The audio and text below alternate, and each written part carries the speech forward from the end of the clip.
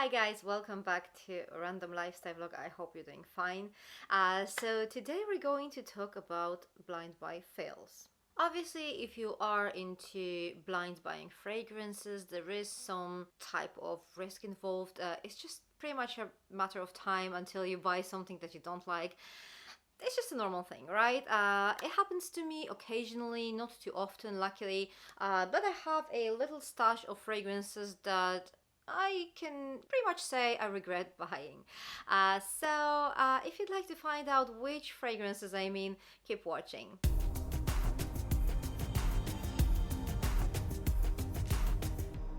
So before I start, just a quick disclaimer. The fact that I regret purchasing these fragrances and the fact that I actually describe them as my fails, that doesn't mean that these fragrances are ugly, are not of a good quality or whatever. It is quite possible that some of these fragrances are your favorites, and that's perfect. It's just that I don't like them. This is a very individual matter, obviously, so please don't feel offended if I'm going to talk about something you personally love and I don't. In fact, if any of the fragrances I'll mention is your favorite, please let me know down in a comment. I would love to hear your thoughts about it. I would love to know what makes you love this fragrance, actually. Okay, so let's start. So the first fragrance I'm going to mention is something that is a little bit surprising even to me. And if you've seen my first celebrity fragrance haul, you're probably just as surprised as I am. This is Jessica Simpson Fancy. I was raving about this fragrance in the beginning, and I have to tell you I still like it, but the more I use it, the more bored I am with it. Like, it's not always the case. I mean, usually when I use the fragrance, the more I use it, the more I learn to appreciate it. And in this case, I just got bored quite quickly. I still think this is a good fragrance. By the way, guys, my level of regret is actually not equal. There are some fragrances that I still like for example, this one. I have quite lukewarm feelings, I would say, towards this one, and there are fragrances I can't stand. Yeah, so this one, yeah, it's alright. It's just I don't really think I need this in my collection. Good scent, especially considering the fact that this is a celebrity scent. It's a good one. It's a nice gourmandish scent.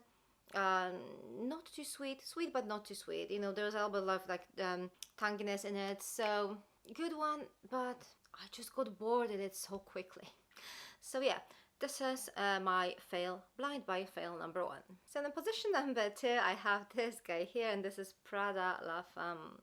And I know that this is a fragrance that is loved by almost everybody. Not by me though, no. This is, in fact, quite a nice floral, very feminine, very elegant scent. It's warm, it's clean, a little bit soapy even. To me, I got like too much of like a hairspray vibe from it. The reason why I don't like it is because I don't really like that type of floral scent. I don't really like that clean floral vibe. It's just not me, you know? And I'm not saying this fragrance is bad or anything. I can't even tell if it's good or bad, to be honest. Because this is so not up my alley. I can't really say if it's good. So this is unfortunately another regret for me, although I managed to somehow salvage it by layering.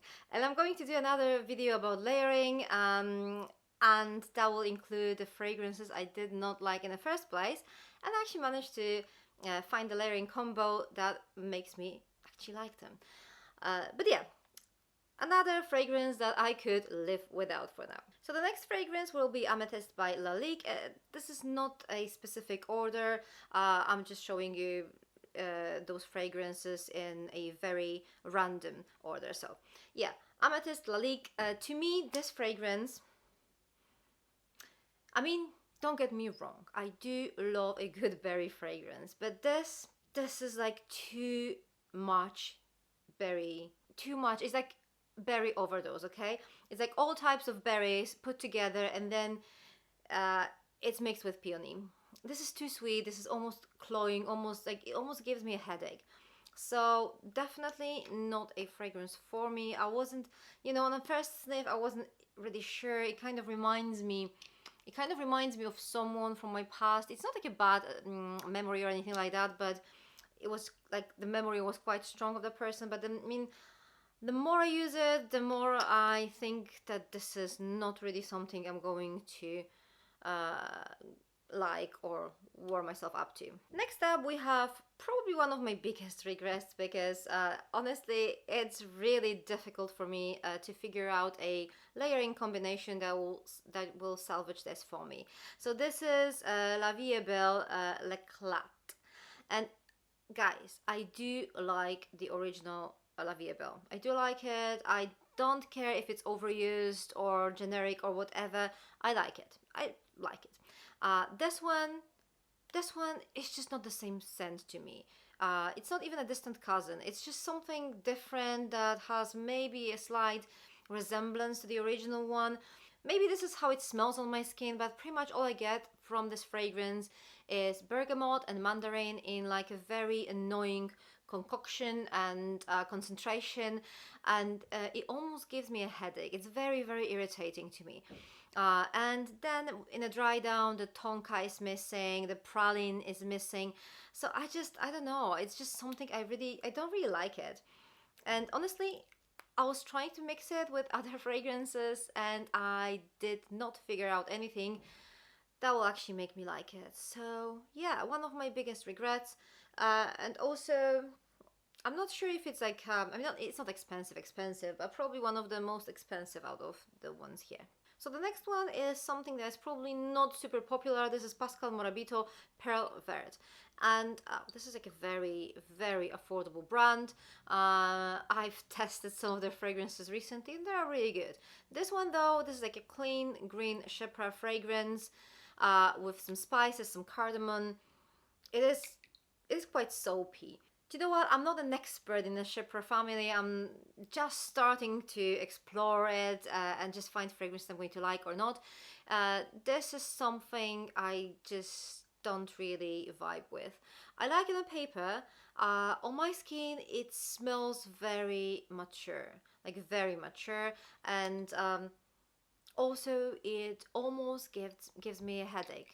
Like, it doesn't give me a headache, but I feel like it might at some point, or if I probably oversprayed with it, I would have a massive headache. So I'm not saying it's bad.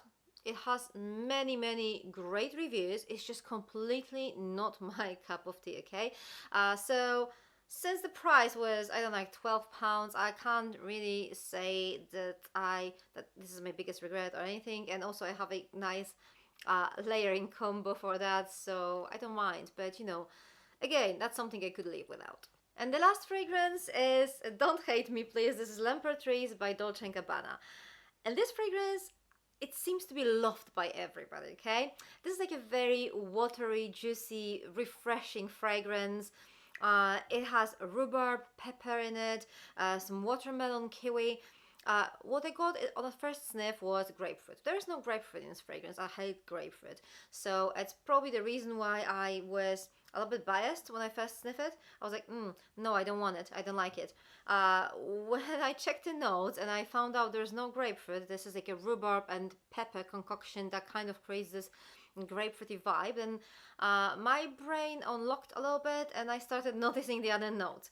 So now I can appreciate it a little bit more, but it's still not really something I would want to wear. It's okay, but it's just not really my scent. So again, something I definitely don't need in my collection, and another regret of mine. So there you go. These are the 6 fragrances I regret buying, my 6 blind buy fails. What do you think? Personally, I'm not really surprised with these 3, you know, the Prada La Fam, Lampard Trees and Pervert. These fragrances, honestly, just by looking at the notes, I was not sure if I'm going to like them or not, so I just took that risk and bought them and did not like them. That happens, right? I'm more disappointed with the other 3 fragrances because they seemed like something I might like. This is, as I said, one of my biggest regrets, the L'Eclat La Vie Est Belle. This one actually sounded quite interesting and it's just too much. And this one, yeah, it's probably the one that I don't really have that much to say about. It's just boring to me. So please let me know down in the comments below what your thoughts are about these fragrances. Is any of those your favorite, or do you have similar thoughts to mine? And also, if you have any layering combos with those fragrances, let me know down in the comments. I already have some tried and tested ones. I'm trying other combos at the moment, but if you have some ideas, if you have some tested combos, let me know down in the comments below, and I'll be really excited to try them. If you're interested in more fragrance content, you can start with these two videos on my left side. Thank you very much for watching. See you in my next video. Take care. Bye.